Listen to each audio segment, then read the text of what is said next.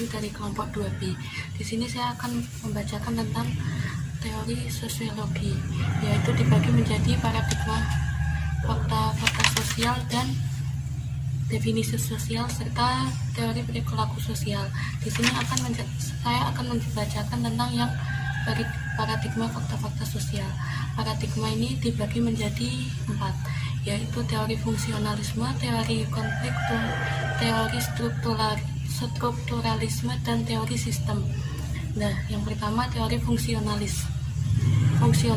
Perspektif fungsionalis mengandaikan bahwa suatu masyarakat dipandang sebagai suatu jaringan kelompok yang bekerja sama secara terorganisasi.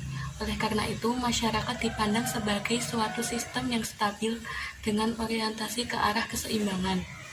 Suatu perubahan sosial bisa jadi akan mengganggu kestabilan dalam masyarakat tertentu tersebut. Namun, dalam rentang waktu tertentu, keseimbangan akan muncul kembali jika suatu perubahan sosial yang datang membawa hal-hal fungsionalis, maka pada saat yang sama terjadi keseimbangan. Namun jika sebaliknya akan mengganggu sistem perubahan sosial itu. Teori ini menekankan kepada keteraturan yang mengabaikan konflik dan perubahan dalam masyarakat. Konsep utamanya adalah fungsi disfungsi, fungsi laten, fungsi manifest, dan keseimbangan. Asumsi dasarnya adalah bahwa setiap struktur dalam sistem sosial fungsional terhadap yang lain. Sebaliknya, kalau tidak fungsional, maka struktur itu tidak ada atau hilang. Menganut teori ini cenderung untuk melihat hanya kepada sumbangan satu sistem atau peristiwa terhadap sistem yang lainnya. Dan yang kedua ada teori konflik. Teori konflik di sini hadir untuk menentang teori fungsionalis struktural, karena teori konflik melihat bahwa setiap elemen memberikan sumbangan terhadap disintegrasi sosial. Teori konflik juga menilai keteraturan yang terdapat dalam masyarakat itu hanyalah disebabkan karena adanya tekanan atau pemaksaan kekuasaan dari atas oleh golongan yang berkuasa. Konsep sentral teori ini adalah wewenang dan posisi. Keduanya merupakan fakta sosial. Ini tesisnya sebagai berikut. Distribusi kekuasaan dan wewenang secara tidak merata tanpa kecuali menjadi faktor yang menentukan konflik sosial secara sistematis. Perbedaan wewenang adalah suatu tanda dari adanya berbagai posisi dalam masyarakat. Perbedaan posisi serta perbedaan wewenang di antara individu dalam masyarakat itulah yang harus menjadi perhatian utama dari para sosiolog. Yang ketiga ada teori strukturalisme.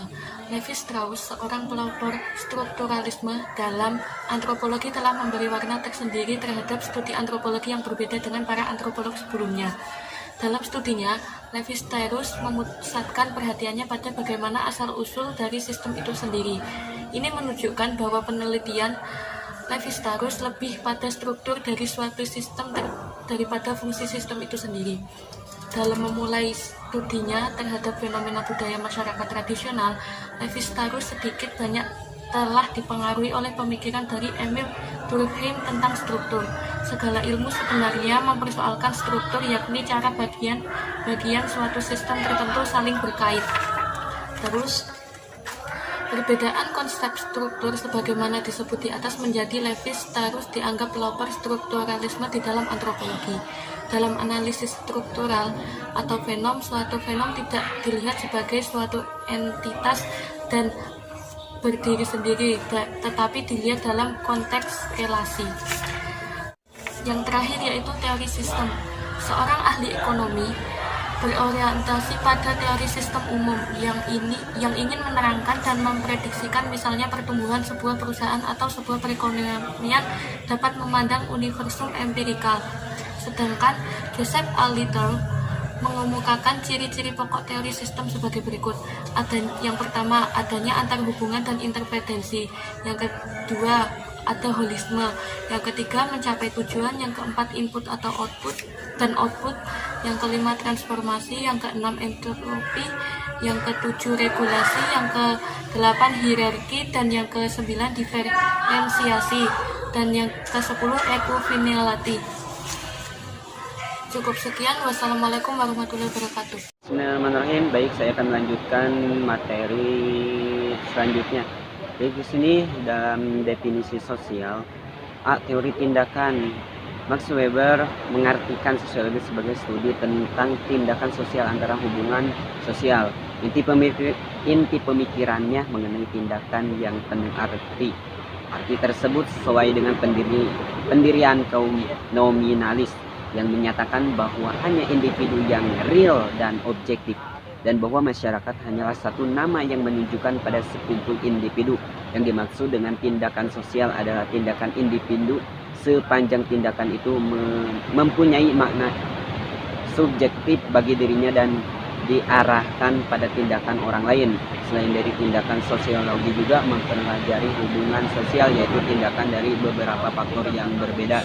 Secara tindakan itu mengandung makna dan hubungan serta diarahkan kepada tindakan orang lain melalui saling penyesuaian.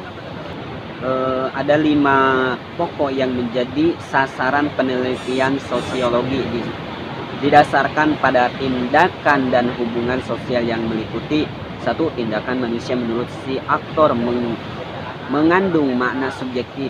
Hal ini meliputi beberapa tindakan nyata. 2. Tindakan nyata dan bersifat membatin sepenuhnya dan bersifat subjektif. Dan 3. Tindakan yang meliputi pengaruh positif dan suatu situasi. Tindakan yang sengaja diulang serta ditindakan dalam bentuk persetujuan secara diam-diam. Yang keempat, tindakan itu diarahkan kepada seorang atau kepada beberapa individu. Dan yang kelima, terakhir ini, tindakan itu memperhatikan tindakan orang lain dan terarah kepada orang. Tindakan sosial dapat pula dibedakan dari sudut waktu, sehingga ada tindakan dan diarahkan kepada waktu sekarang, waktu lampau, dan waktu yang akan datang atas dasar rasionalitas tindakan sosial. Kehidupan manusia yang di dalamnya terdiri dari sekumpulan individu yang berbeda-beda menyebabkan munculnya kelas-kelas sosial atas dasar kesempatan hidup dalam bidang ekonomi. Apabila berbicara mengenai kelas sosial, maka sedikitnya memahami akan beberapa hal, yaitu 1. Sejumlah orang yang sama-sama memiliki suatu komponen tertentu yang merupakan sumber dalam keempat hidup mereka.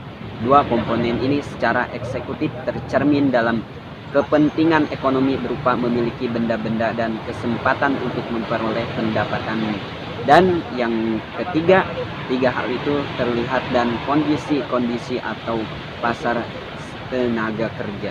Selain kelompok sosial atas dasar ekonomi, Weber juga mengatakan adalah kelas sosial atas dasar kehormatan atas prestise yang dinyatakan dalam bentuk gaya hidup yang disebutnya sebagai kelompok-kelompok status. Kelompok sosial ini berdiri atas dasar ikatan subjektif di antara para anggotanya, terikat oleh gaya hidup yang sama, nilai serta kebiasaan sama, dan adanya jarak sosial dengan kelompok-kelompok status yang lain. Adanya kelompok prestise yang demikian tidak menutup kemungkinan muncul kelompok yang sifatnya berlawanan, yaitu kelompok prestise paling bawah, kelas bawah.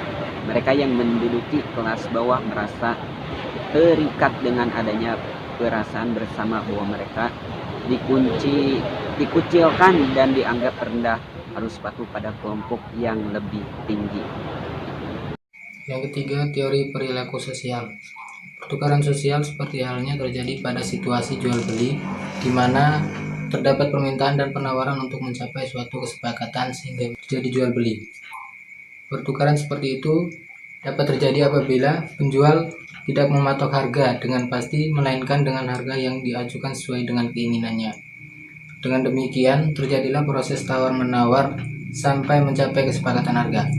Pertukaran sosial yang terjadi dalam kehidupan hampir sama dengan proses tawar-menawar dalam jual beli. Hanya saja tawar-menawar terjadi pada sikap dan perilaku sosial dan orang yang terlibat pertukaran sosial. Yang paling penting dalam pertukaran sosial adalah adanya keseimbangan atau persamaan dari kedua belah pihak.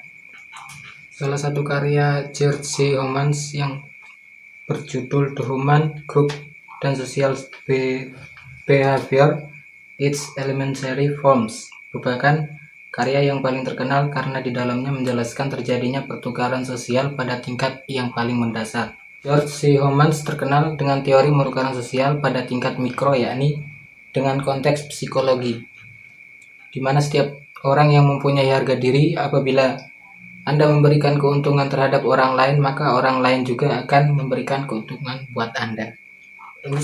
Rumusan yang muncul dari adanya pertukaran sosial adalah keuntungan ganjaran ongkos.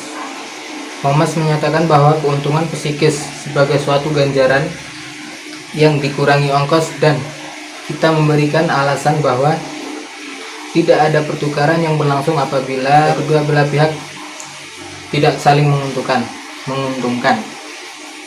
Homans percaya bahwa proses pertukaran dapat dijelaskan melalui 5 pernyataan proporsional yang saling berhubungan, meliputi 1. Proposisi sukses.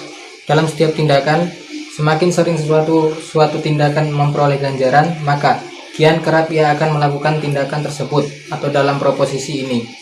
2. Proposisi stimulus. Apabila di masa lalu terjadinya stimulus yang khusus atau seperangkat stimuli merupakan peristiwa di mana tindakan seorang memperoleh ganjaran, maka setiap mirip stimuli yang